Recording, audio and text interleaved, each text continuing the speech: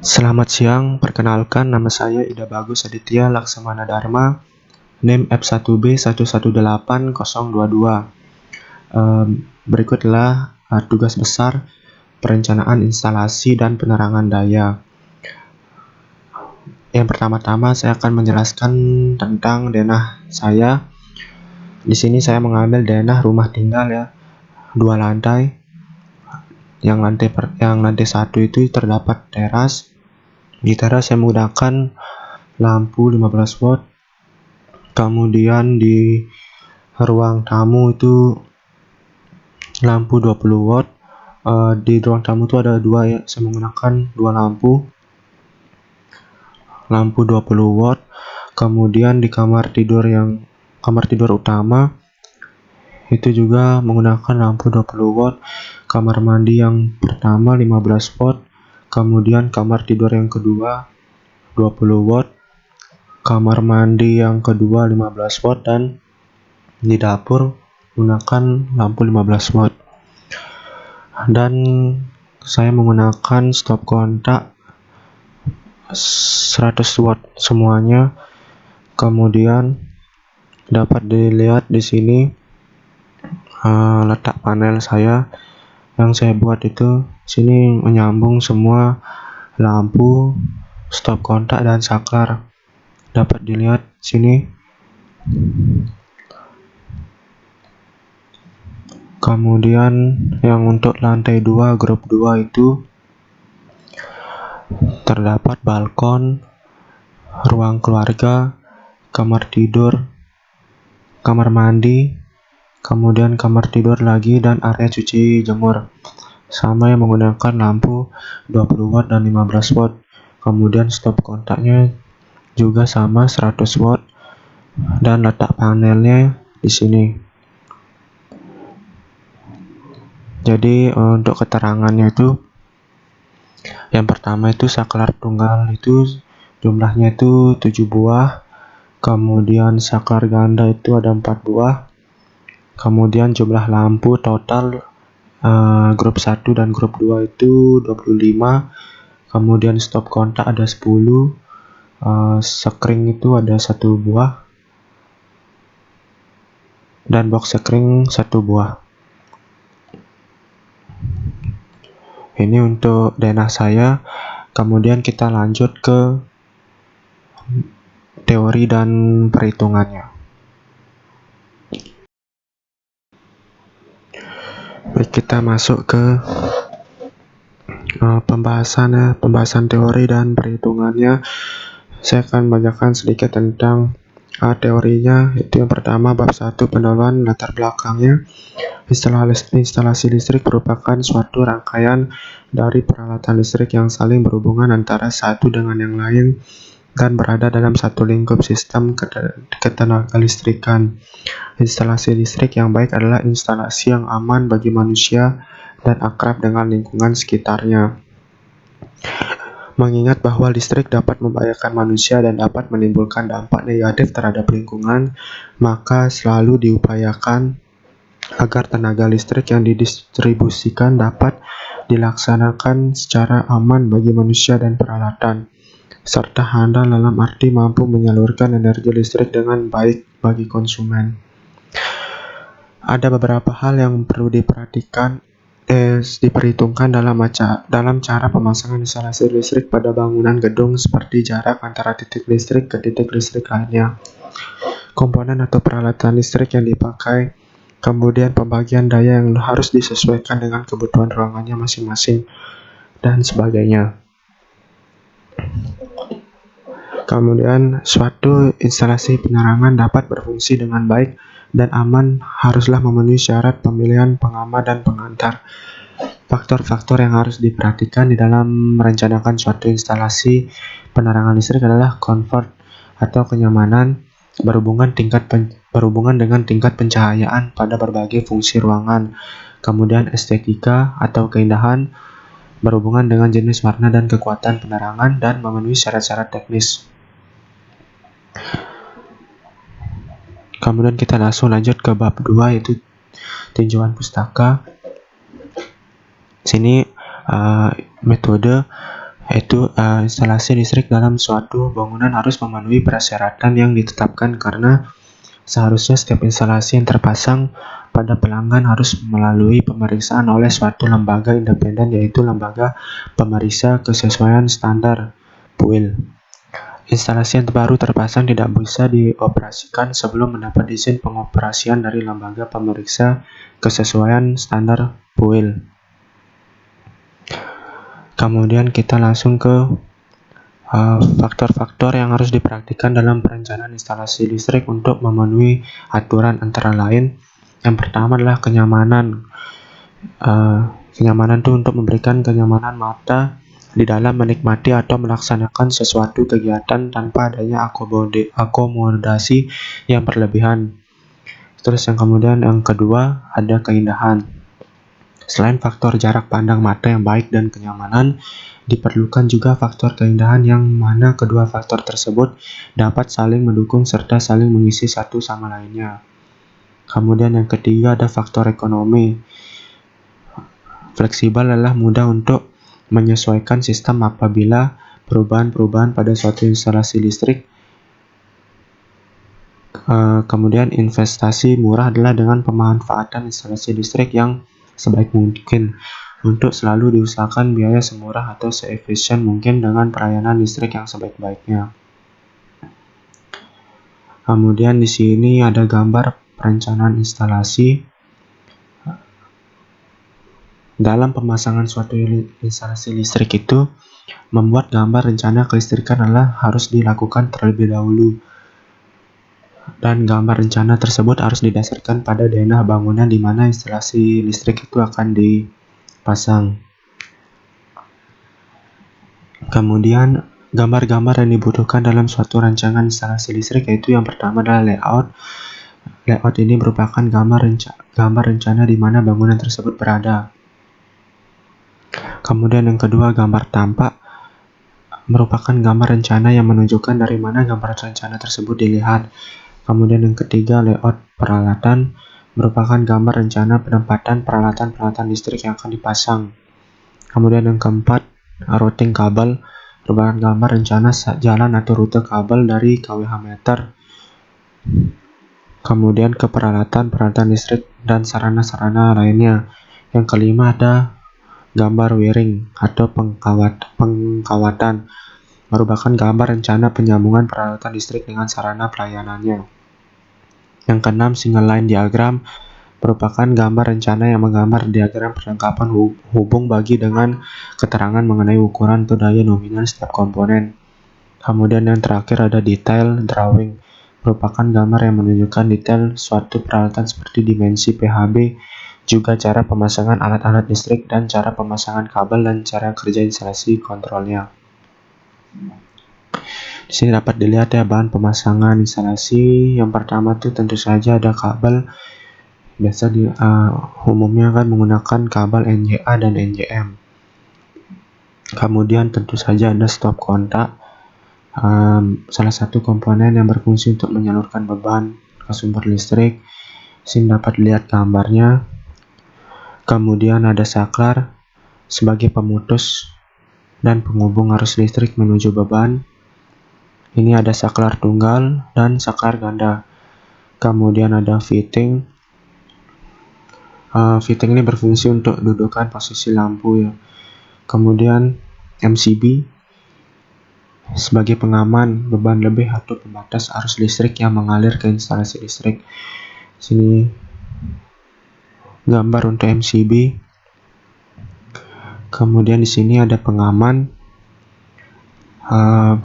suatu peralatan listrik yang digunakan untuk melindungi komponen listrik dari kerusakan yang diakibatkan oleh gangguan seperti arus beban lebih ataupun arus hubung singkat. Kemudian di sini ada fungsi dari pengaman. Itu yang pertama ada isolasi untuk memisahkan instalasi. Yang kedua ada kontrol, yaitu untuk membuka atau menutup sirkuit instalasi. Yang ketiga ada proteksi, yaitu untuk pengaman kabel. Kemudian kita langsung saja ya ke pembahasan.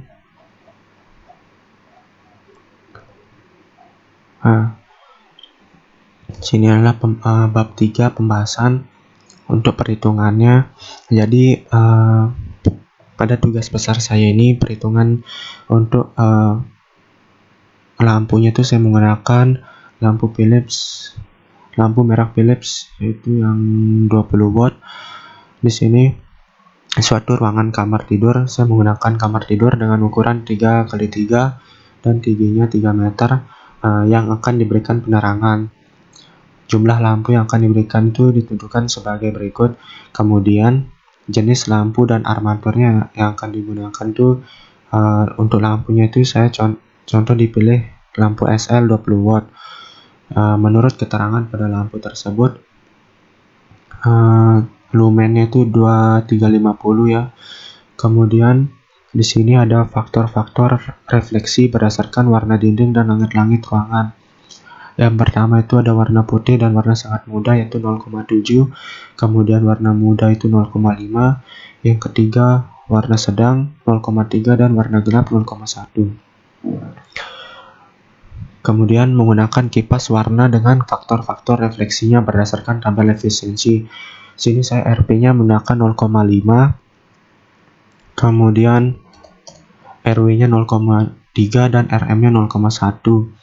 Dapat dilihat di sini berdasarkan tabel efisiensi penerangan, saya menggunakan yang ini 0,5, 0,3 dan 0,1. Kemudian yang kedua itu menentukan indeks bentuknya. Karena lampu-lampu yang dipasang pada langit-langit dan bidang kerjanya berada kira-kira 1 meter di atas lantai, maka hanya sama dengan 3 meter dikurangi 1 meter sama dengan 2 meter.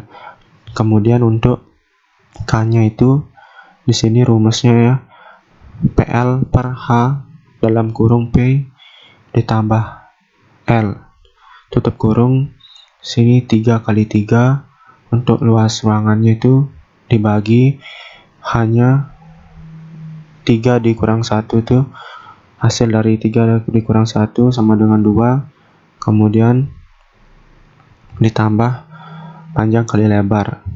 Yang saya dapatkan di sini hasilnya 1,125. Kemudian untuk menentukan efisiensi penerangannya dari tabel dengan nilai K, RP, RW, dan RM. Untuk K-nya itu saya dapat 1. Kemudian untuk K yang ini 1,2.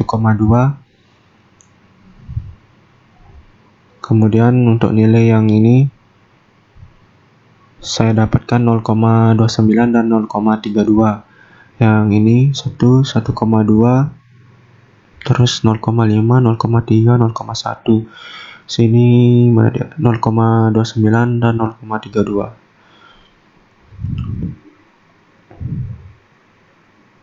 Kemudian efisiensi penerangannya kan untuk K itu 1,125, jadi bisa ditentukan N sama dengan 0,32 ditambah 1,125 kurang 1 per 1,2 kurang 1. Kemudian dalam kurung 0,32 dikurangi 0,29. Jadi yang saya dapatkan adalah 0,33. Dalam tabel efisiensi armaturnya itu sama dengan 38%. Nilai ini juga berlaku untuk armatur yang digunakan untuk contoh ini. Jadi efisiensi penerangannya itu tetap 0,33.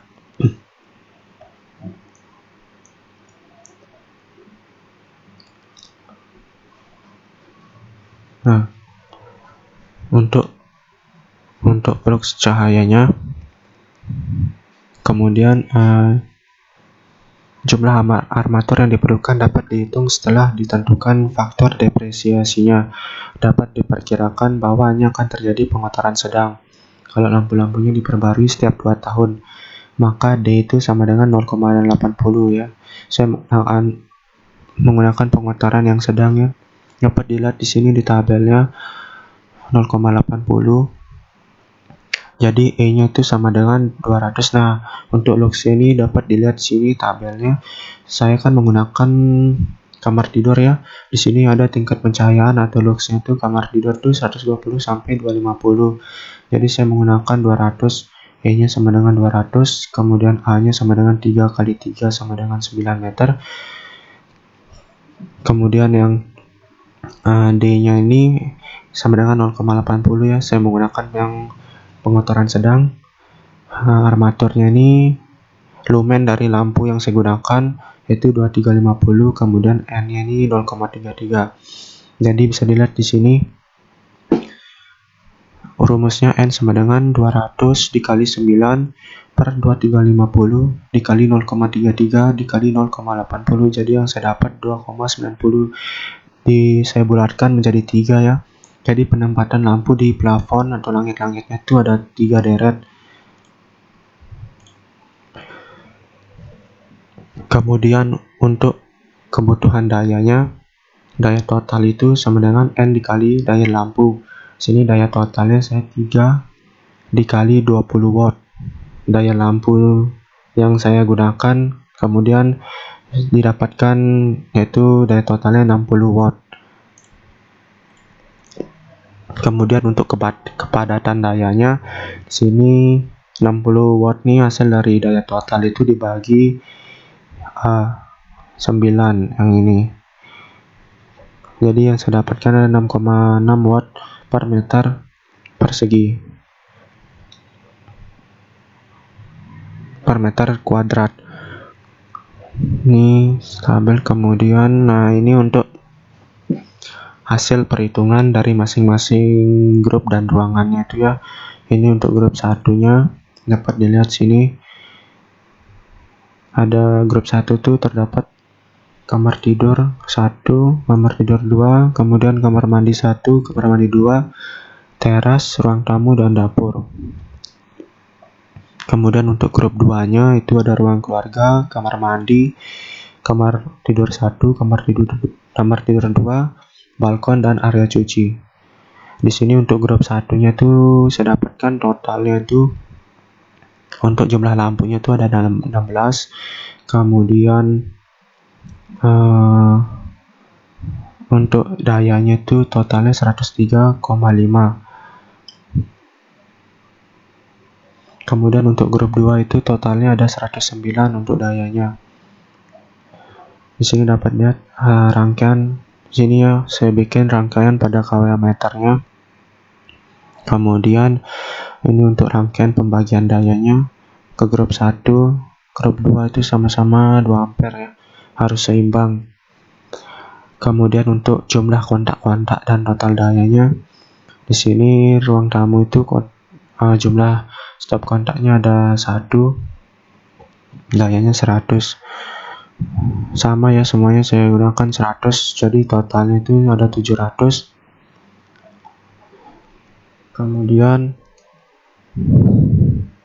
Kemudian untuk groupingnya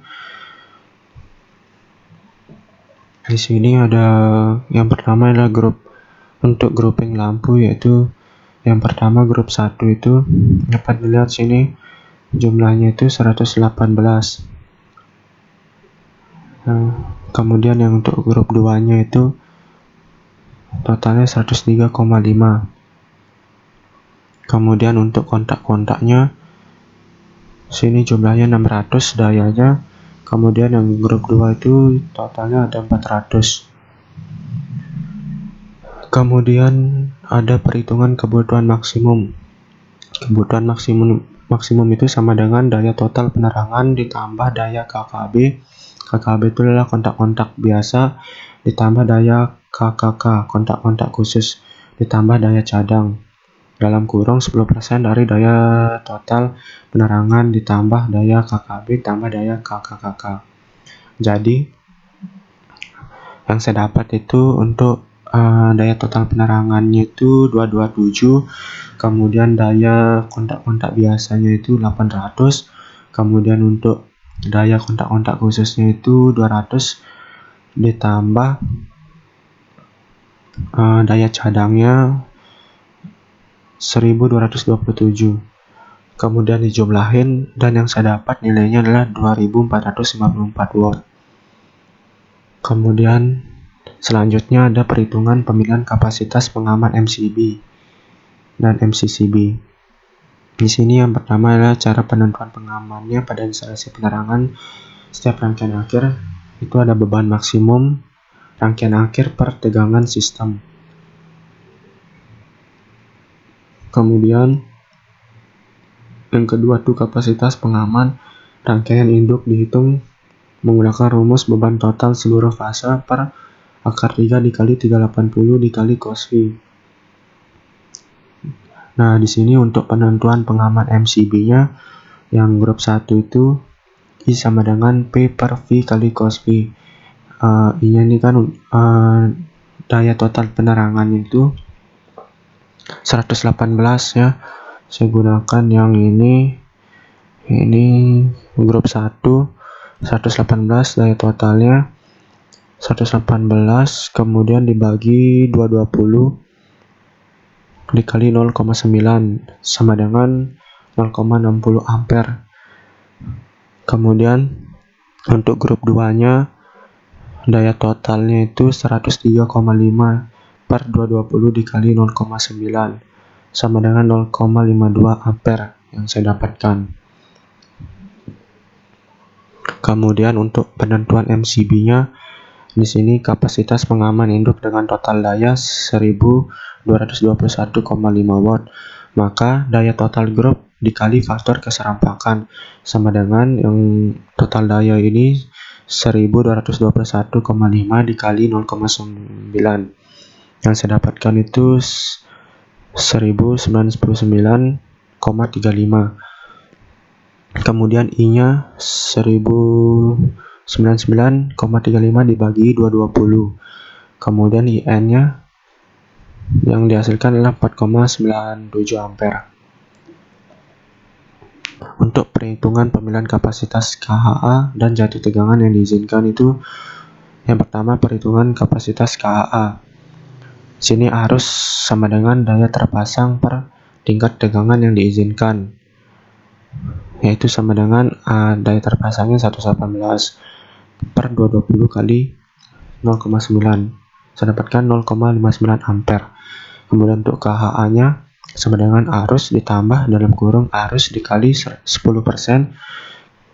Arusnya 0,59 yang ini ditambah 0,9 dikali 100% yang saya dapatkan 0,649 ampere. Jadi kabel yang digunakan sini NYM 3 kali 2,5 mm kuadrat.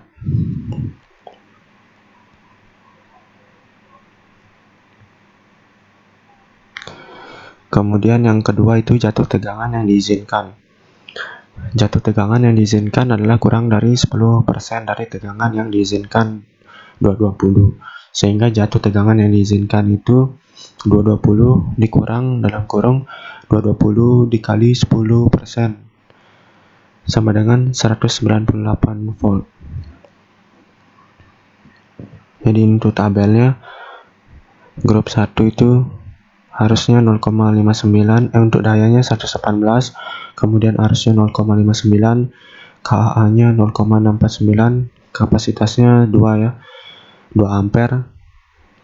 Kemudian yang grup 2 itu dayanya 103,5, kemudian arus nominalnya 0,52, KHA-nya 0,579.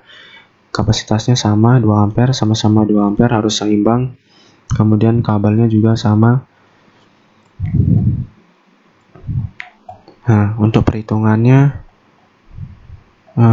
untuk perhitungan saya cuma segitu.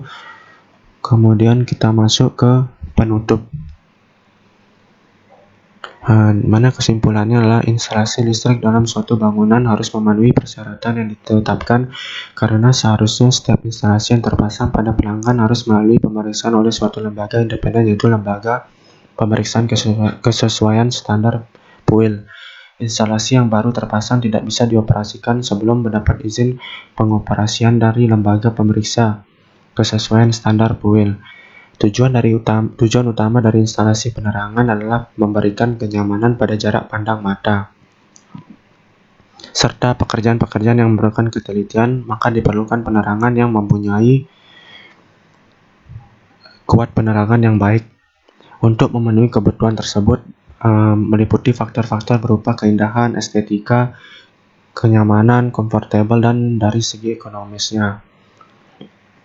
maka ketentuan tersebut perlu diperhitungkan di dalam perencanaan pada instalasi listrik seperti halnya penerangan rumah tinggal, gedung perkantoran, sekolah, dan lain-lainnya.